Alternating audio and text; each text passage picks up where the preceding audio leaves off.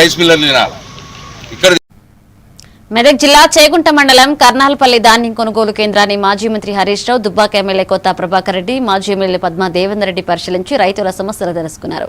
కొనుగోలు కేంద్రం ప్రారంభమై 25 రోజులు అయినా కేవలం 2 లారీలు మాత్రమే రావడం ప్రభుత్వ వైఫల్యాన్ని హరీష్ రావు విమర్శించారు. రాష్ట్ర వ్యాప్తంగా రైతులు తీవ్ర ఇబ్బందులు పడుతున్నారని, ప్రభుత్వం వెంటనే స్పందించి లారీలు పంపించి ధాన్యం కొనుగోళ్లు వేగవంతం చేయాలని డిమాండ్ చేశారు.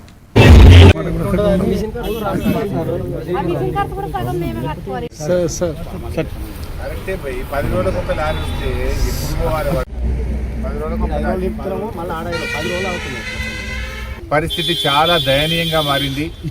ముఖ్యంగా రేవంత్ రెడ్డి ప్రభుత్వం వడ్ల కొనుగోలు విషయంలో దారుణంగా ఫెయిల్ అయిపోయింది. ఈరోజు మేము చేగుంట మండలం కర్నాల్పల్లిలో గౌరవ ఎమ్మెల్యే ప్రభాకర్ రెడ్డి గారు, జిల్లా అధ్యక్షురాలు పద్మా దేవేందర్ రెడ్డి గారు రైతుల్ని కలవడానికి ఇక్కడికి వచ్చాం.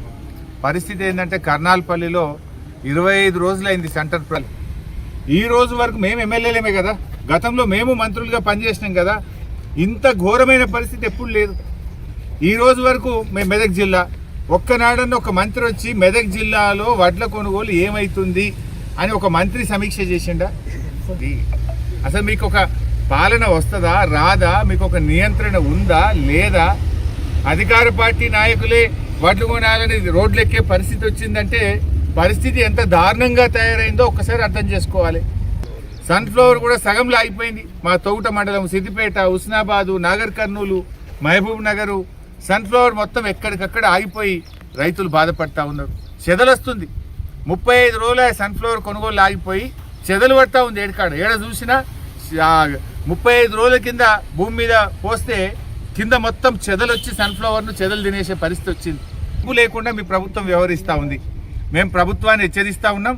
వెంటనే లారీలు పంపించి కాంటాలు పెట్టి వడ్లు తక్షణమే కొనాలని, లేదంటే రైతుల పక్షాన మరి బీఆర్ఎస్ ఎమ్మెల్యేలము బీఆర్ఎస్ నాయకులమందరం కూడా రోడ్డెక్కాల్సి